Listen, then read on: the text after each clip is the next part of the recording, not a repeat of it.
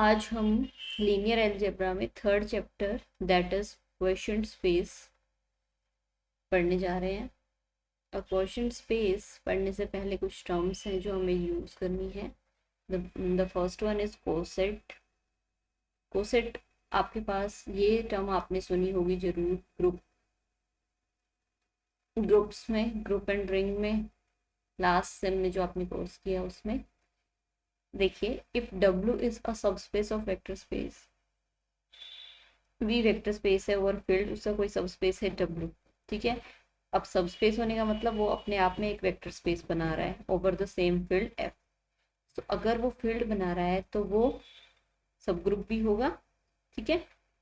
Abelian सब group होगा, abelian group V का। V वेक्टर स्पेस है ऑब्वियसली, तो वो ग्रुप भी बनाता है, अबेलियन ग्रुप, ठीक है। सो इस V वेक्टर स्पेस से आपने एक एलिमेंट लिया, then W plus U, W is set, ठीक है, और U एक एलिमेंट है जो कि V से है। लाइकवाइज पहले U plus W, these are called as cosets. W plus U right coset, U plus W is left coset of W in V, ठीक है। और इन कोसेट्स देखो, W प्लस U का मतलब क्या है? W प्लस U मतलब W जो सेट है आपके पास, जो कि वेक्टर स्पेस है हमारे, उसके सारे एलिमेंट्स का सम करना है U के साथ, ठीक है। For all W belongs to capital W, सारे W का हमने सम करना है, W के सारे एलिमेंट्स का सम करना है सिंपली U के साथ, इसका ये मतलब होता है, ठीक है। सो अब देखिए, ये जो कोसेट बने हमारे पास, इन कोसेट्स का कलेक्शन लिखा जाता है V अपॉन W फॉर्म में। V अपॉन W फॉर्म में मीन्स इसको चाहे W प्लस U लिख लीजिए आप, ये U प्लस W टाइप के एलिमेंट्स मिलेंगे इस सेट के अंदर, वेयर ये U है ये आपके पास V सेट से आए हुए हैं, ठीक है। V वेक्टर स्पेस का के एलिमेंट U, सारे सेट्स, सारे कोसेट्स का कलेक्शन का मतलब है V के डिफरेंट डिफरेंट यहाँ पे एलिमेंट्स आए जाएंगे, और वो कौन से एलिमेंट्स जो W में नहीं है।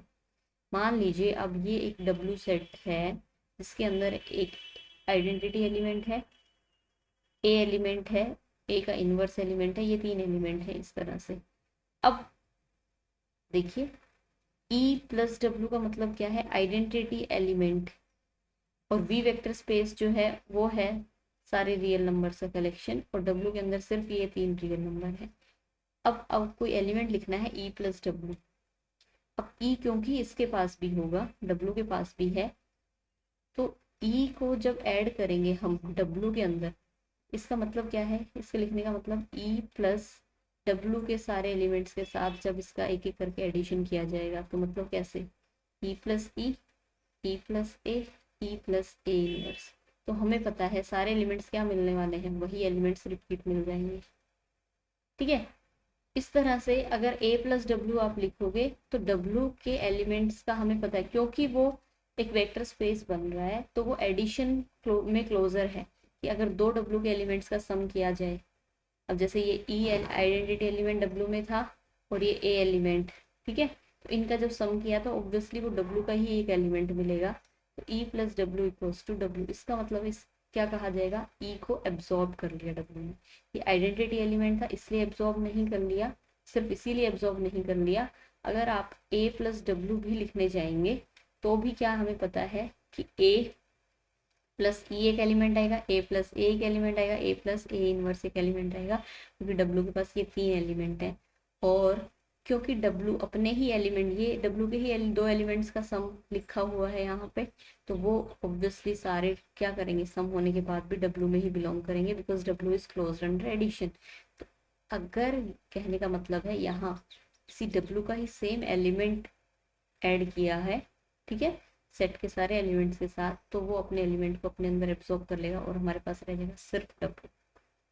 Okay, clear.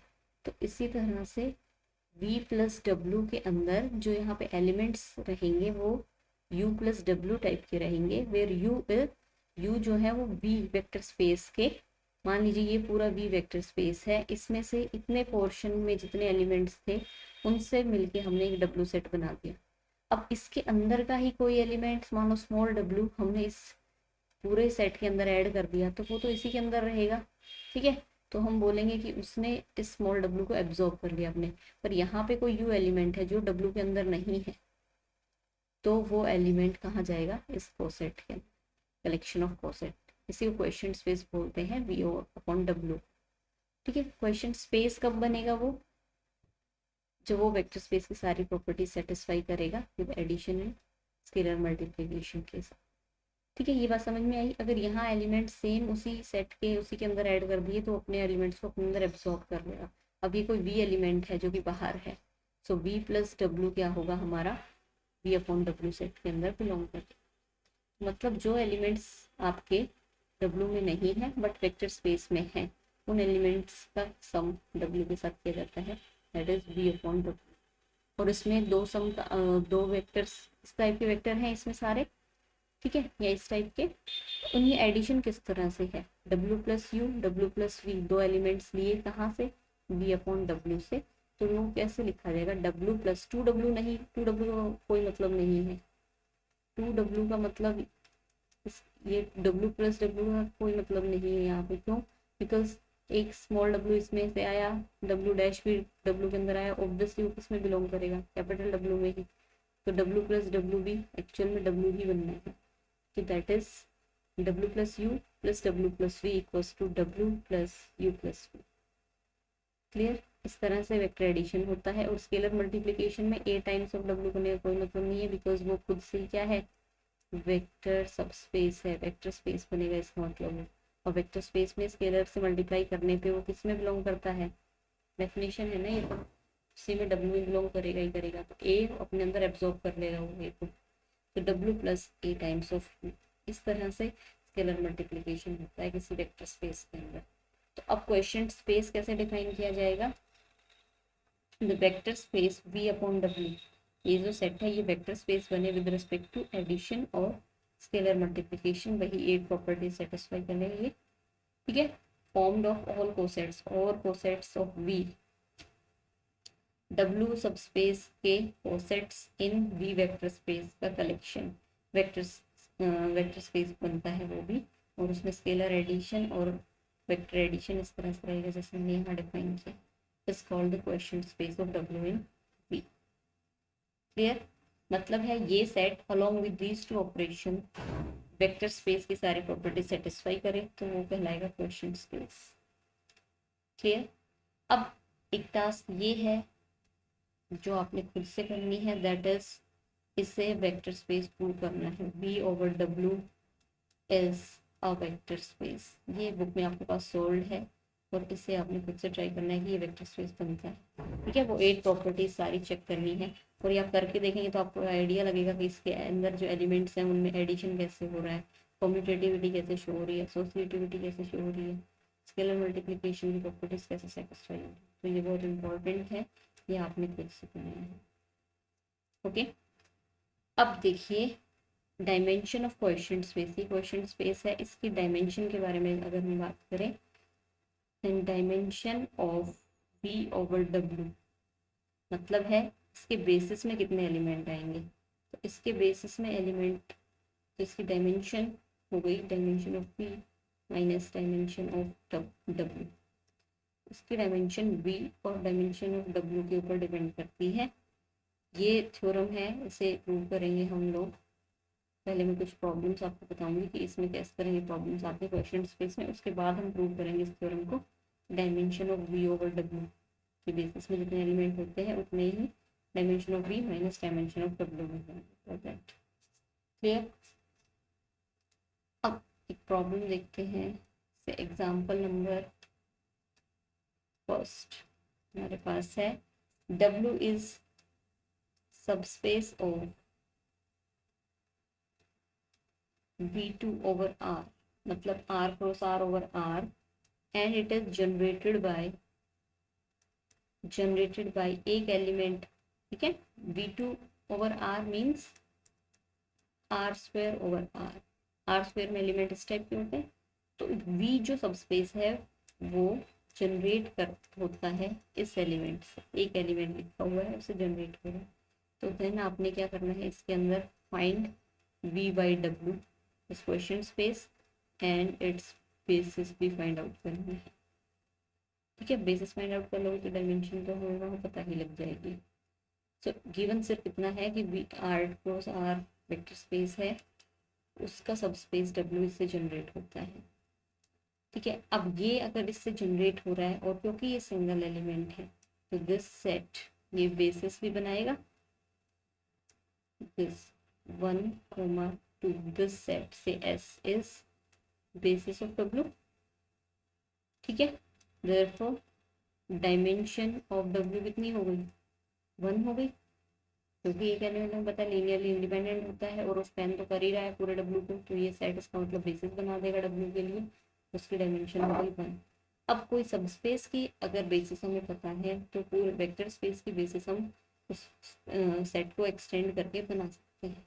So extend S to form the basis of vector space V2/R।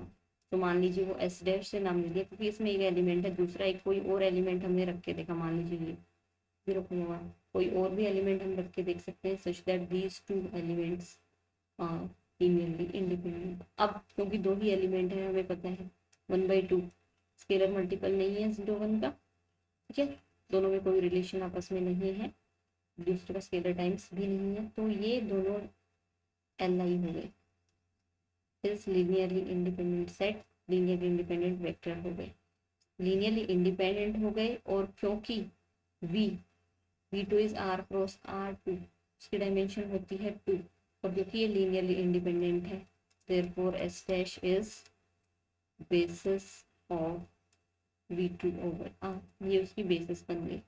ठीक है, नाउ V/W की बेसिस के बारे में बात करनी है। ठीक है, V के अंदर हमें पता है इस तरह के एलिमेंट्स हैं U प्लस W टाइप के, और U एलिमेंट कहाँ से आ रहे हो, V से। ठीक है, अब W हमें पता है V के पास ये 2 एलिमेंट, V पूरा सेट जो है वो S डैश जनरेट कर देता है क्योंकि बेसिस लिखा मैंने, पूरा स्पेस इसी से जनरेट हो जाता है।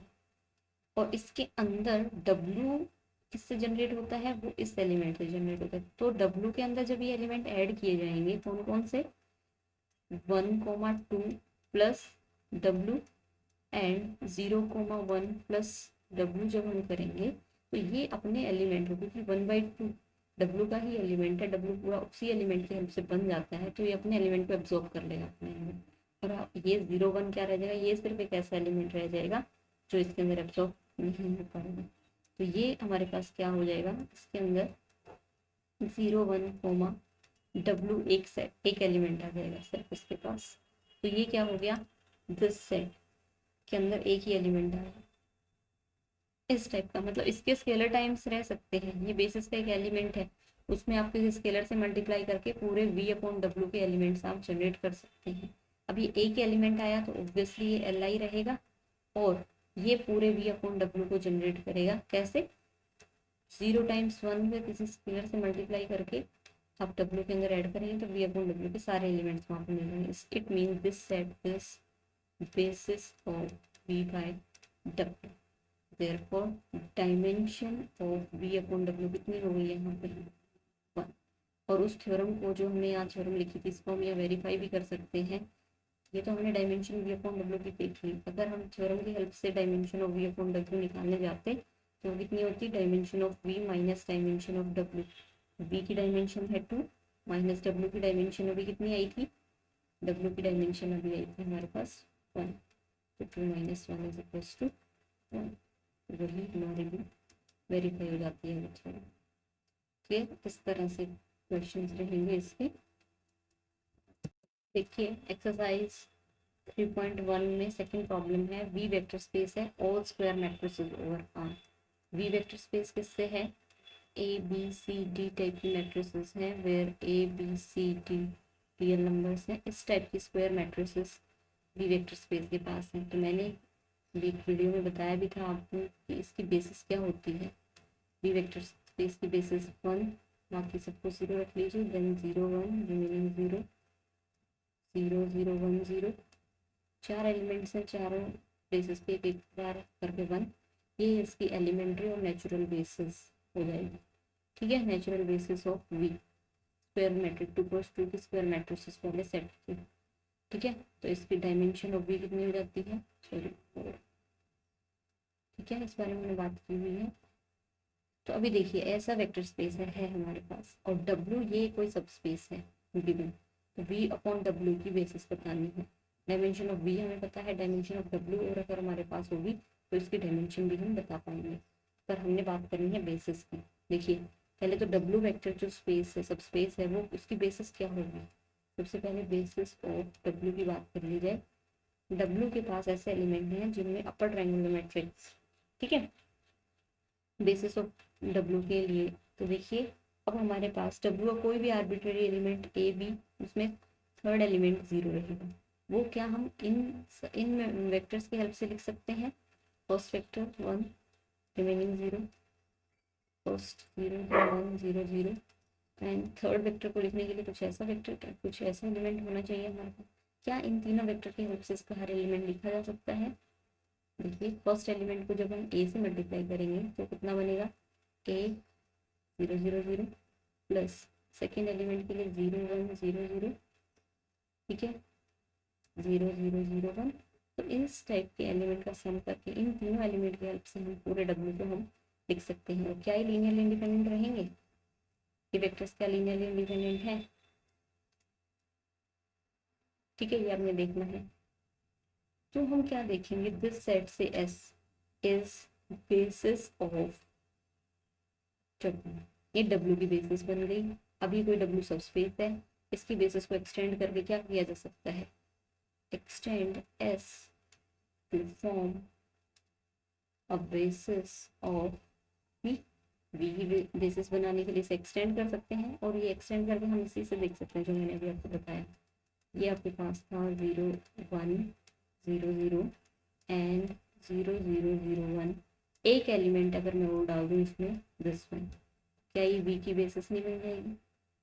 ठीक है, ये वी की बेसिस बन जाएगी हमारे पास।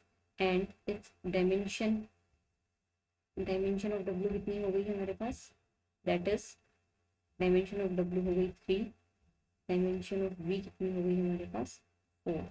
Dimension of V upon W बता सकते हैं, बट उससे पहले हमने बात करनी है basis of V upon W की।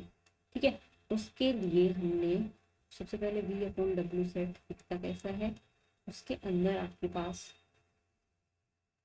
देखिए डब्ल्यू जो स्पेस है जो जनरेट हो रहा है, डब्ल्यू की जो बेसिस है वो ये है, और वी के पास हमारे पास 4 वेक्टर हैं। बिल्कुल सिंपल टर्म्स में समझिए कि वी के पास ये 4 वेक्टर हैं। ठीक है, वी के पास सिर्फ 4 वेक्टर कहना सही नहीं है, कहने का मतलब मेरा ये है कि इन 4 वेक्टर की हेल्प से पूरे वी वेक्टर के अंदर जितने भी स्क्वायर मैट्रिसेस रहेंगे सारे इनकी हेल्प से लिखी जा सकती है। इसलिए मैं सिर्फ बोल रही हूँ कि वी इन चारों पे ही सिर्फ डिपेंडेंट है। इसी तरह 4 कोई और लीनियरली इंडिपेंडेंट वेक्टर लाके मतलब बेसिस के ऊपर ही डिपेंड करती है, ये समझना है आपने। इसी तरह डब्ल्यू भी अपनी बेसिस के ऊपर डिपेंड करता है। तो कोई भी ऐसे, ये जो फर्स्ट वेक्टर है ये डब्ल्यू के पास भी है, वी का सेकेंड वेक्टर डब्ल्यू के पास भी है, वी का ये थर्ड वेक्टर ये डब्ल्यू के पास भी है। तो जब जब आप क्या करेंगे, किसी वेक्टर यू को, जो भी कहाँ से आना है हमारे पास वी से आना है, वी के पास ऐसे एलिमेंट्स हैं कुछ, ठीक है, तो जब जब वो डब्ल्यू जैसा ही डब्ल्यू का ही एलिमेंट रहेगा तो डब्ल्यू उन वेक्टर्स को अपने अंदर एब्जॉर्ब कर लेगा। जब आप यू आपने ये लिया 1 0 0 0 प्लस डब्ल्यू के अंदर कैसे वेक्टर्स हैं ए बी 0 सी टाइप के, तो ये ऐसे एलिमेंट को अपने अंदर एब्जॉर्ब कर लेगा। क्यों, बिकॉज ये उसी में कॉमन है। इसी तरह 0 1 0 0 प्लस डब्ल्यू करोगे तो वो उसको भी अपने अंदर एब्जॉर्ब कर लेगा क्योंकि उसी का ही वेक्टर है। 0 0 0 1 प्लस डब्ल्यू करेंगे वो भी एब्जॉर्ब हो जाएगा उसके अंदर। लास्ट एलिमेंट है 0 0 1 0 प्लस डब्ल्यू, डब्ल्यू के अंदर ये वेक्टर नहीं था बेसिस के अंदर, ये तीनों वेक्टर तो हमने देखे थे, तो ये तीनों वेक्टर एब्जॉर्ब हो जाएंगे डब्ल्यू के अंदर। जो वेक्टर बचेगा वो हमारे पास क्या बचेगा, जो एब्जॉर्ब नहीं होगा वो इस टाइप का बचेगा। ठीक है, तो v अपॉन डब्ल्यू के अंदर जो बेसिस होगी उसके अंदर इस टाइप के एलिमेंट रहेंगे, उनके स्केलर मल्टीपल करके v अपॉन डब्ल्यू के सारे वेक्टर्स हमारे पास बन जाएंगे। तो dimension of v upon W कितनी हो गई, dimension of v upon W क्या है, dimension of v minus dimension of W भी है। डायमेंशन ऑफ v कितनी थी 4, डायमेंशन ऑफ डब्ल्यू की 3, तो उससे भी ये थ्योरम प्रूव हो जाती है। ठीक है, तो ये बेसिस हो गई इसकी। इस तरह से काम करना है हमने। नेक्स्ट थर्ड प्रॉब्लम देखिए, वी वेक्टर स्पेस है of all 2x2 matrices over C. ठीक है, 2x2 की मैट्रिसेस हैं ए बी सी डी, और ये सारे कॉम्प्लेक्स नंबर्स की एंट्रीज हैं। ठीक है, over field of complex number ही चेक करना है। ये वी वेक्टर स्पेस ये है आपके पास। W1 W2 दो टू सब स्पेसेस हैं वी के।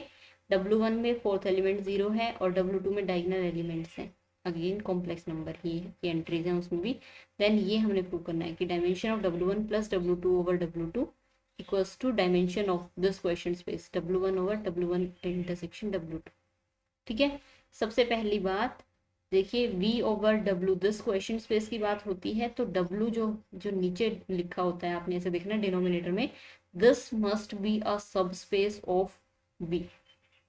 ये V का सब स्पेस होना चाहिए, वेक्टर सब स्पेस। इसी तरह अगर W1 plus W2 over W2 अगर ये क्वेश्चन स्पेस बन रहा है तो W2 must be the sub space of W1 plus W2। इसी तरह W1 इंटरसेक्शन W2 भी सब स्पेस होना चाहिए W1, तभी इस बारे में बात की जा सकती है, तभी क्वेश्चन स्पेस है।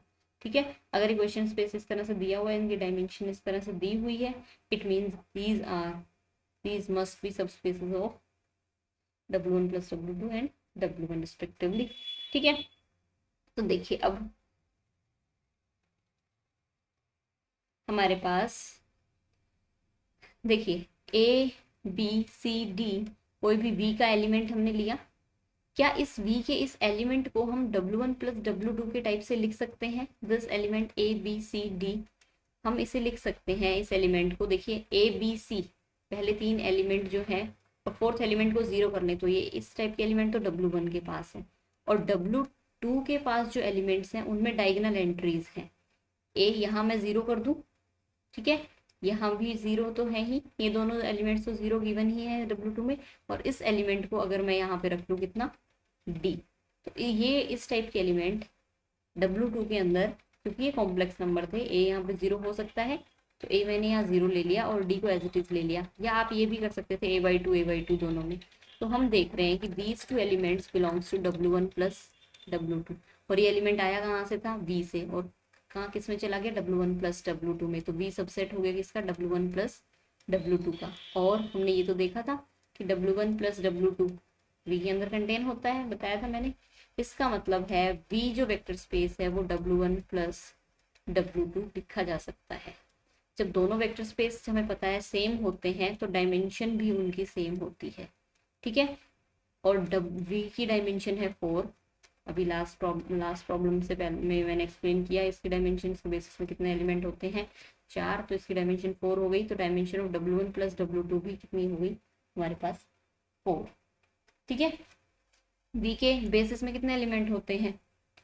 V के बेसिस में 4 एलिमेंट, कौन कौन से? 1 0 0 0 1 0 0, देन 0 0 1 0 एंड 0 0 0 1, ये 4 एलिमेंट्स हमारे पास होते हैं V की बेसिस के अंदर।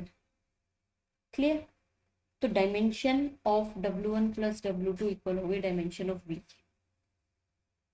अब ये तो इसकी डायमेंशन तो पता लग गई, डायमेंशन ऑफ W2 निकालनी है, इसी तरह नेक्स्ट में डायमेंशन ऑफ W1 निकालनी है। अब डायमेंशन ऑफ, या मैं हिंट देके मैं आपको, क्योंकि डायमेंशन ऑफ W1 कितनी होगी उसके लिए बेसिस में एलिमेंट देखिए, और बेसिस में कौन कौन से एलिमेंट हो जाएंगे? 1 0 0 0 0 1 0 0, B की जगह 1 ले लिया बाकी 0, C की जगह 1 ले लिया बाकी 0, तो ये 3 एलिमेंट हो जाएंगे, और ये 3 लीनियरली इंडिपेंडेंट भी है, तो डायमेंशन ऑफ W1 हो गई 3। इसी तरह डायमेंशन ऑफ W2 आपने निकालनी है, कितनी आ जाएगी? 2। ओके, सो ये जो हमने प्रूव करना है, लेफ्ट हैंड साइड इसकी है this one, dimension of W1 plus W2 over W1। Question space में डायमेंशन ऑफ न्यूमरेटर जो में लिखा होता है vector space minus dimension of W1 type से लिख सकते हैं। इसकी डायमेंशन है 4, तो डायमेंशन ऑफ W1 कितनी है? That is 3। तो इसका मतलब है राइट हैंड साइड में भी अपनी डायमेंशन कितनी दिखानी है? 1 डायमेंशन, सॉरी यहाँ डायमेंशन ऑफ W2 लिखना था, this is dimension of W2, this must be कितनी आई थी? 2। राइट हैंड साइड में भी हमें दिखानी है कि इसकी डायमेंशन भी कितनी होती है? 2 आएगी। अब इसकी डायमेंशन के लिए W1 इंटरसेक्शन W चाहिए। अब W1 जो स्पेस है वो इससे जनरेट हो रहा है, और W2 जो स्पेस है वो कौन से वेक्टर से जनरेट हो रहा है? डायगोनल एंट्रीज थी दो, नॉन जीरो वहां पे दिख रही है आपको, तो उनकी जगह पे एक टाइम पे एक को नॉन जीरो रखिए, बाकी जीरो। तो ये बेसिस हो गई W2 की, ये बेसिस हो गई W1 की। अब W1 इंटरसेक्शन W2 मतलब जो दोनों में कॉमन एलिमेंट आ रहे हो बेसिस में, और वो कौन सा एलिमेंट कॉमन आ रहा है? 1। ये एलिमेंट दोनों में कॉमन है कि बाकी क्या कोई एलिमेंट कॉमन है? नहीं। तो डायमेंशन ऑफ, सॉरी, बेसिस के अंदर इसकी बेसिस में एक ही एलिमेंट आ गया, तो डायमेंशन ऑफ W1 अपॉन में W1 इंटरसेक्शन W2 की डायमेंशन कितनी हो जाएगी? Dimension of W1 minus dimension of W1 intersection W2। Dimension of W1 है 3, dimension of W1 intersection W2 है 1, तो इसके मतलब डायमेंशन ऑफ जस्ट 2 हो गई, अपने इक्वल हो गई, ये हमें प्रूव करना। ठीक है, अब हमारे पास है थ्योरम, ठीक है, कि dimension of V upon W is equals to dimension of V minus dimension of W। ये हमने प्रूव करनी है। Let V be a vector space, finite dimensional vector space, V be a finite dimensional vector space over field F, ठीक है। Then and W कोई subspace है, then dimension of V upon W is equals to dimension of V minus dimension of W। ये prove करना है, clear. सो इस theorem का proof देखिए। अब अगर W एक सबस्पेस है, लेट डायमेंशन ऑफ W आपने मान ली M, इसका मतलब है उसकी बेसिस में कितने एलिमेंट्स होंगे? M एलिमेंट्स, और उस सेट को नाम दे दिया S set. WM B basis of W, ठीक है। V वेक्टर स्पेस है, W कोई वेक्टर सब स्पेस है, क्योंकि ये फाइनाइट डायमेंशन, इसकी कोई बेसिस रहेगी, इसकी भी कोई बेसिस रहेगी, तो हमने W की बेसिस मान ली। ओके ना, अब ये कोई सबस्पेस की अगर बेसिस है तो ऑलवेज इसे एक्सटेंड करके क्या किया जा सकता है? बेसिस बनाया जा सकता है। Extend S to form basis of V, ठीक है। S के अंदर कुछ एलिमेंट्स हम और डाल देते हैं, ये है W1 W2 WM, और हमारे पास मान लीजिए n एलिमेंट्स हमने और डाल दिए, V1 V2 करके Bn, तो क्या बना दिया? B of basis, BASI basis of V, ठीक है। अगर ये बेसिस है तो डायमेंशन ऑफ V कितनी होगी अब हमारे पास? M plus n। Okay, dimension of V ये आ गई, डायमेंशन ऑफ W M थी, ये दोनों चीजें हमने ली हैं अभी तक ना। देखिए अब किसी ऐसे सेट के बारे में बात करनी है, ठीक है। तो लेट कर लीजिए, एक आपने कोई सेट ले लिया T, जिसके अंदर कैसे एलिमेंट्स हैं? W plus V1, W plus V2, W plus V3, W plus VN। आप देख रहे हो ये एलिमेंट्स का सम किया हुआ, क्योंकि इन एलिमेंट्स का जब सम किया जाएगा W के साथ, तो ये W से ही आए हैं ये एलिमेंट्स, उसकी बेसिस में थे, एब्जॉर्ब हो जाएंगे। ये एलिमेंट्स हमारे पास है, ये सेट हमने लेट किया है, और क्लेम क्या करेंगे? That this set T is basis of V by W vector subspace, vector space की ये T बेसिस बनेगा, ये हम शो करेंगे, ठीक है। अब आप एक बात बताओगे कि V अपॉन W जो वेक्टर स्पेस होता है, इसके अंदर जीरो एलिमेंट किसे बोला जाता है? जो इस टाइप से लिखा जाए, इस टाइप से लिखा जाए, मतलब ऐसे ही W, जैसे W हम सिंपली लिख देते हैं, ठीक है। तो जीरो तो हर किसी के अंदर एब्जॉर्ब हो जाता है, तो जीरो एलिमेंट ये इसका आइडेंटिटी एलिमेंट रहेगा, एडिटिव आइडेंटिटी एलिमेंट है ये V अपॉन W स्पेस का। तो अब इसे बेसिस बनाना है। बेसिस बनाने के लिए क्या करना पड़ेगा? एक तो हमें इसे लीनियर इंडिपेंडेंट दिखाना है, और दूसरा हमने क्या दिखाना है कि ये स्पैन करता हो पूरे V अपॉन W स्पेस को। तो अब लीनियरली इंडिपेंडेंट के लिए हम चेक करेंगे, तो उसके लिए हम क्या करना है कि लेट कुछ स्केलर चाहिए, A1 A2 कितने n AN B scalars from field से, तो A1 times W plus V1, A2 times W plus V2, likewise an times W plus Bn is equals to 0। Zero element space में इस तरह से दिखता है। ओके, अभी हमने बताया था कि इसमें स्केलर मल्टीप्लिकेशन कैसे होता है, W plus A times V one, ये इस तरह स्केलर मल्टीप्लिकेशन होता है, W plus A two, sorry A one times V one, A two times V two, plus W plus A N times V N is equals to zero plus W. और अब vector addition कैसे होता है, W एक बार लिखा जाएगा और बाकी के सारे एलिमेंट्स आपस में ऐड हो जाएंगे, a one we one, A two we two, likewise a N V n equals to zero plus डब्ल्यू। देखिए ये, ओके सॉरी, ये अगर आप इस तरह से लिख रहे हैं तो जीरो एलिमेंट ये आप इसी तरह से चूज करें। अब देखिए ये दोनों वेक्टर सेम है और इसमें लेफ्ट हैंड साइड ये डब्ल्यू है और plus this time equals to zero, इसका मतलब है दिस एलिमेंट जरूर ही इसके अंदर एब्जॉर्ब हो रहा होगा, ये वाला एलिमेंट जब इसमें एब्जॉर्ब होगा तभी ये इसके इक्वल हो सकता है। It means therefore A one we one, A two we two plus A N V N, ये जो वेक्टर का सम लिखा हुआ है this must belongs to W.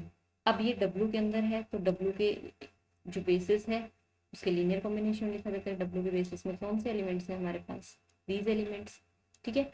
Now इसका मतलब ए one we one plus A two we two plus A N V N तो हम लिख सकते हैं डब्ल्यू की बेसिस के linear combination, W two we two plus W N, sorry B N W N, ठीक है। इन सभी को अगर हम लेफ्ट हैंड साइड में लेके आ जाएंगे तो ए one we one, A N V N minus B one W one minus B to W two, likewise minus B N W N is equals to zero, ठीक है। अब ये किसकी बेसिस थी, वी वन वी आई और W I सारे किसकी basis में थे, ये बेसिस में थे वी की, क्योंकि ये बेसिस है तो ये लीनियरली इंडिपेंडेंट जरूर रहे होंगे। सो दिस विल इम्प्लाई कि ये ए वन ए टू कहाँ से कहाँ तक A N, then we one we to we three कहाँ से बी, सॉरी ये एम होता है, एम एलिमेंट्स के डब्ल्यू, डब्ल्यू के बेसिस में एम एलिमेंट्स के डब्ल्यू एम, ओके। तो ये बी एम, ये सभी स्केलर्स क्या होंगे, जीरो होंगे। This implies T is linearly independent.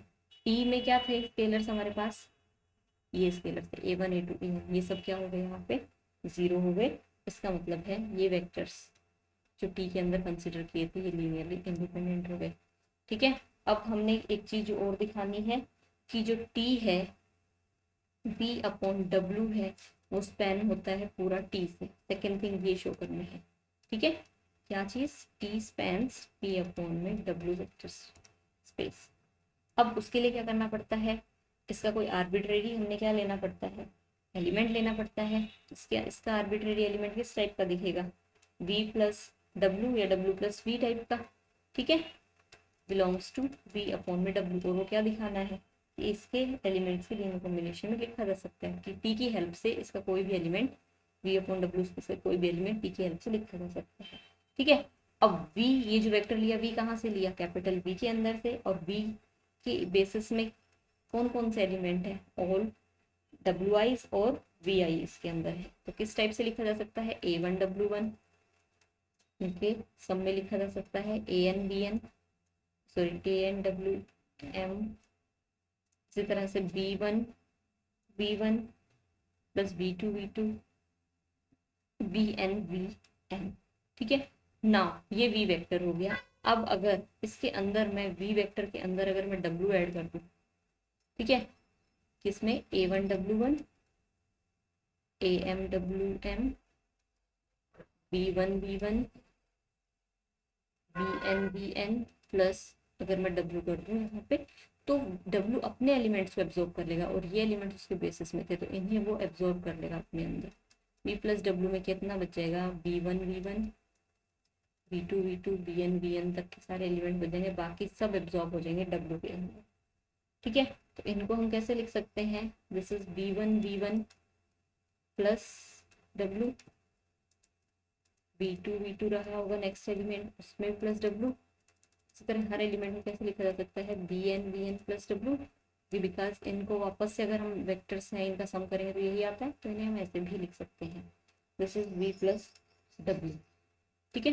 सो ये हमारे पास बन गया। अगर ये स्केलर v1 को बाहर ले लिया जाए तो ये क्या होगा, v1 plus W, v2 scalar को बाहर ले जाए तो v2 प्लस डब्ल्यू, ठीक है, vn को बाहर ले तो vn प्लस डब्ल्यू।